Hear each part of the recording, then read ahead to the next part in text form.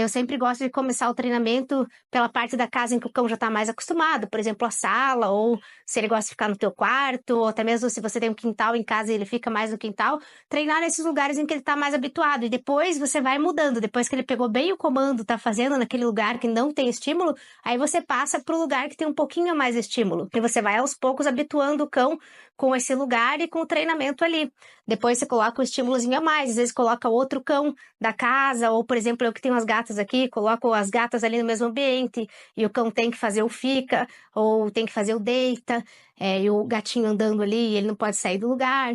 Então a gente vai colocando aos poucos os estímulos diferentes. Aí você pode fazer na garagem, por exemplo. Então a gente vai mudando os locais até conseguir fazer na rua, numa praça, ou no shopping, em algum lugar assim. Posso contar para vocês aqui algumas histórias de cães que se destacaram em campanhas publicitárias, que foram cães que eu passei para os tutores, né, como fazer o treinamento, mas que muitas coisas eram deles, né, eles tinham habilidades que faziam parte do que queriam naquela propaganda, eles precisariam manter-se calmos e focados em ambientes caóticos. Uma das propagandas que eu me lembro muito bem foi uma que a Granola, que é da minha amiga, que também é adestradora, Adriana Gandolfi, teve que fazer, e era uma cena numa feira, uma cena assim com muitos figurantes, porque imagina, né, várias barraquinhas de feira, granola ali, e era como se a granola fosse roubar um peixe de uma das banquinhas. Tinha barulho, de bastante gente se movimentando, aí tinha uma pessoa jogando água com mangueira. Então imagina, nessa situação, se o cachorro tem medo de lugar com muita gente, se o cachorro tem medo de água, ou se o cachorro tem medo de barulho, de um lugar diferente, a gente não ia conseguir fazer com que essa cena saísse tão bem quanto foi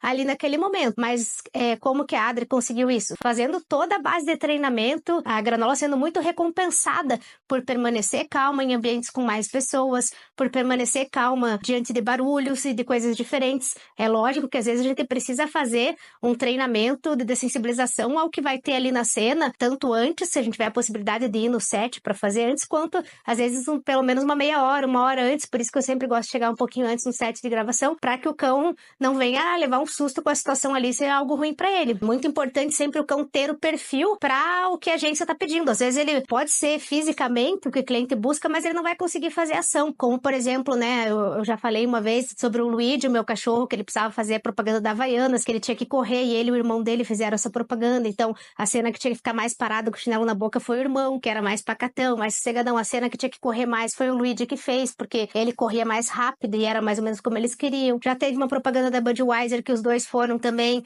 e o Barry gravou e o Luigi não, porque era uma cena numa casa que tinha que ficar deitado num sofá por um longo tempo, bem longo mesmo, e era no escuro de noite, e aí volta e meia tinha gente se movimentando em volta e o Luigi perdia o foco, e era uma diária assim que já tava ficando no fim dela e a gente não podia perder tempo, e o Barry mais pacatão chegou, deitou ali no sofá e nem deu muita bola e conseguiu fazer a cena. Então a gente acabou indo com o Barry mesmo e não com o Luigi. Então isso acontece algumas vezes, né, o cachorro ter um perfil maior. Acontece muitas vezes da gente ter dois cães que sejam iguais ou parecidos para fazer a cena, porque às vezes até na mesma propaganda pode ser que um grave um pedaço e o outro grave outro, como foi o caso do que eu já falei para vocês do Luigi e do Barry.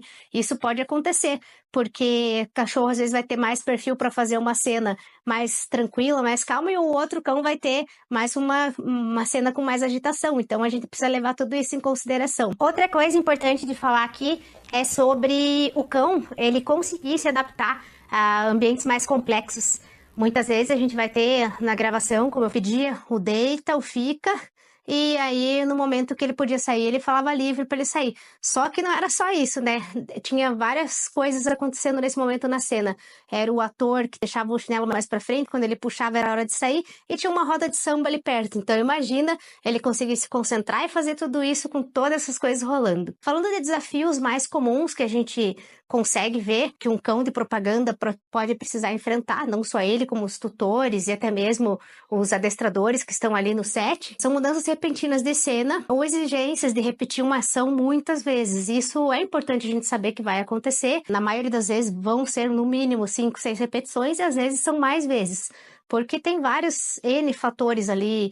Pode dar algum probleminha na câmera, pode dar algum probleminha de piscada de luz. Como eu falei para vocês, às vezes cena externa pode acontecer do sol ser tapado na hora e a cena era com sol, daí não dá continuidade. Então, ou então ter outras pessoas junto na cena e aí acontecer das outras pessoas não fazerem a ação direitinho no momento certo, então precisa repetir essa cena mais de uma vez. O cão precisa estar apto a repetir muitas vezes o comando. E como que ele vai conseguir isso? Com treinamento, assim como eu falei do teclado.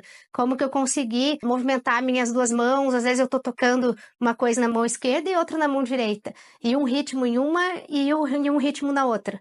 Só através de treinamento. No início eu tava ali catando milho, né, no teclado, tocando um pouquinho com a mão direita, a mão esquerda quase não se movimentava. Aí depois de um tempo de treinamento, a mão direita tocava um pouco mais, a mão esquerda começou a fazer acordes, aí depois eu consegui tocar com as duas mãos juntos, mas foi muito tempo de treinamento. E o adestramento é a mesma coisa. Quanto mais a gente for treinando, mais firme fica pro cão. A comunicação entre o tutor e o cão, ela precisa ser muito acirrada. A gente precisa ter uma confiança no cão e o cão precisa ter uma confiança na gente. Então é muito importante a gente ter essa comunicação clara e eficaz. Para a gente ter essa comunicação clara e eficaz, também a gente vai ter que fazer o treinamento sempre do melhor jeito possível. No set, muitas vezes a gente não vai conseguir estar grudado no cão para dar o comando. Muitas vezes vai ter outros sons e o cachorro vai precisar obedecer mesmo com esses outros sons. Vai ter alguma coisa diferente acontecendo ali em volta e ele não pode perder o foco. Precisa manter a calma mesmo sob pressão.